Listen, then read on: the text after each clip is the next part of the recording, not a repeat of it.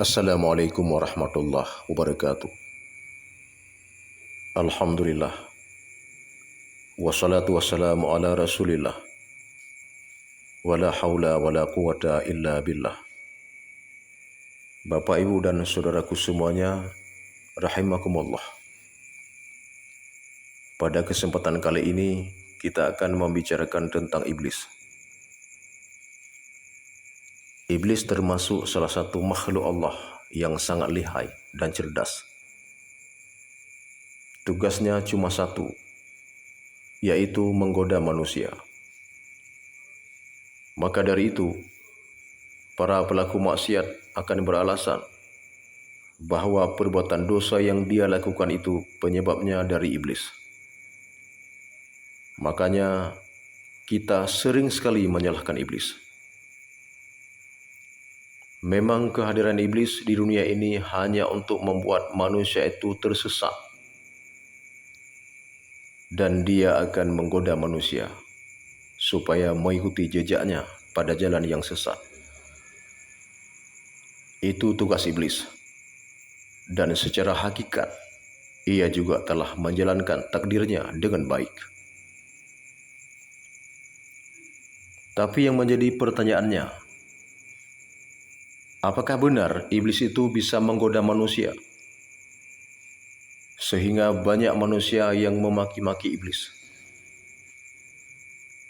Setiap perbuatan dosa yang dilakukan manusia, perbuatan itu selalu dialamatkan kepada iblis. Padahal kalau kita mau jujur, musuh kita yang paling utama adalah nafsu kita sendiri yang ada di dalam diri kita, bukan iblis. Iblis sama sekali tidak punya kuasa sedikit pun untuk menggoda manusia. Dia tidak bisa memaksa manusia untuk berbuat maksiat.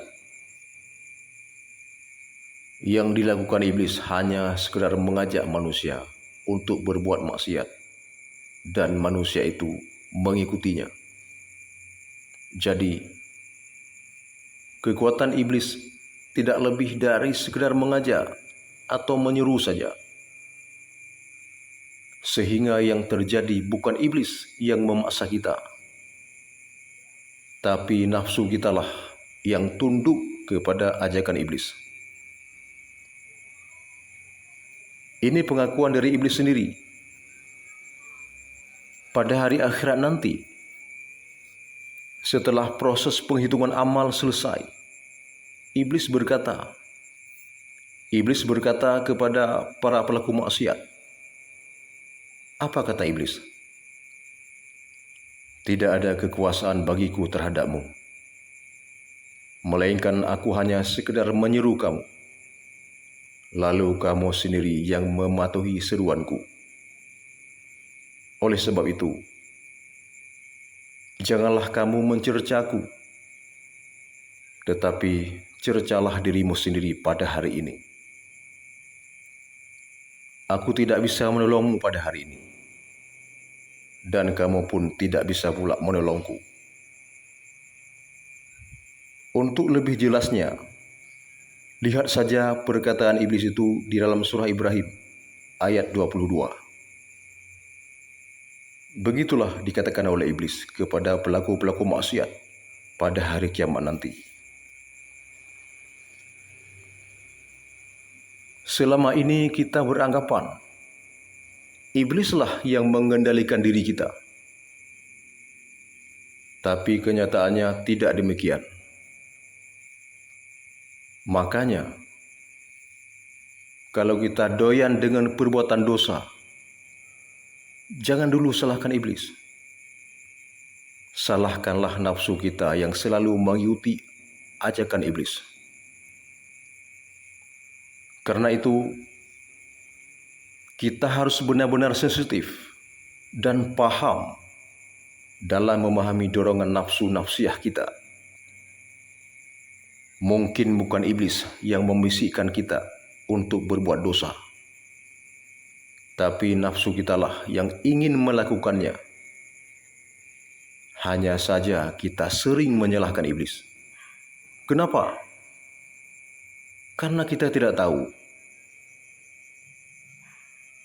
maka mulai sekarang berhentilah mengkambing hitamkan iblis. Salahkanlah nafsu kita sendiri sebelum disalahkan oleh iblis pada hari kiamat nanti. Sebelum kita menyalahkan iblis atas kelakuan dosa yang kita lakukan, kita harus bisa membedakan yang mana bisikan iblis dan yang mana pula bisikan nafsu. Saya pastikan bahwa kita sendiri terkadang belum bisa membedakan kedua bisikan itu. Ini tidak seperti bisikan dalam dunia sinetron. Tapi yang jelas, dosa kita itu disebabkan oleh nafsu kita sendiri. Nafsu inilah yang harus kita perangi. Dalam sebuah riwayat, setelah perang Badar selesai, Rasulullah SAW sendiri pernah mengatakan kepada sahabatnya, apa kata Rasulullah? Kita telah selesai dari peperangan kecil. Sehingga para sahabat merasa heran pada waktu itu. Mereka bertanya, wahai Rasulullah, apakah ada peperangan lagi yang paling besar setelah peperangan ini? Beliau menjawab, ada, yaitu perang melawan hawa nafsu. Rasulullah SAW tidak pernah mengatakan perang melawan iblis. Tidak pernah. Ini menunjukkan bahwa musuh kita yang paling utama adalah nafsu kita sendiri. Dan nafsu itu lebih berbahaya daripada iblis. Iblis itu cuma musuh dari luar diri kita saja. Dan sejahat-jahat iblis tidak pernah mengaku diri sebagai Tuhan. Tapi nafsu itu tidak segan-segan mengaku diri sebagai Tuhan.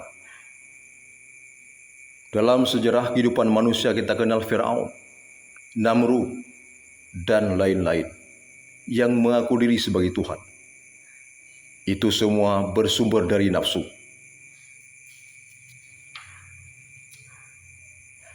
Iblis bisa masuk ke dalam diri kita melalui nafsu kita. Nafsu itu bagaikan magnet yang bisa menarik sinyal-sinyal negatif dari iblis.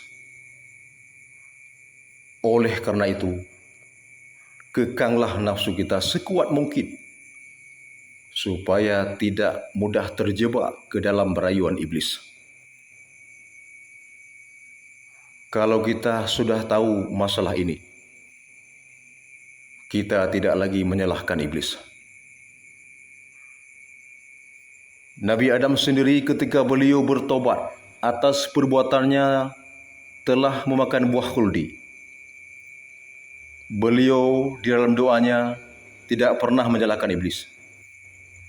Kenapa?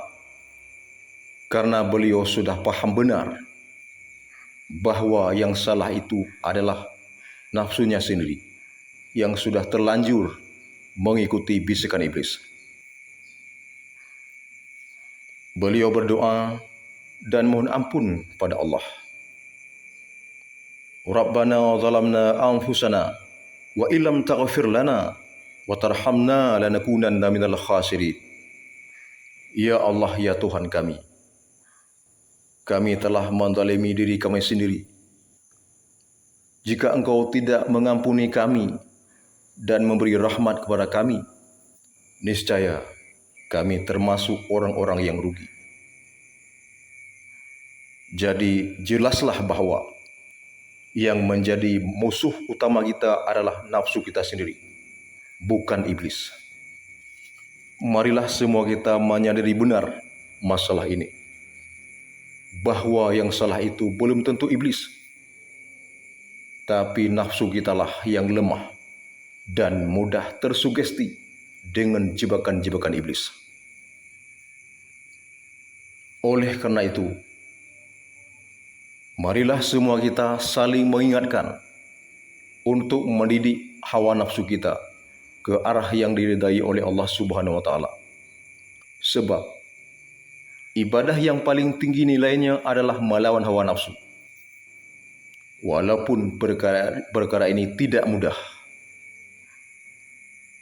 tapi dengan cara inilah kita bisa kembali kepada Allah dengan selamat.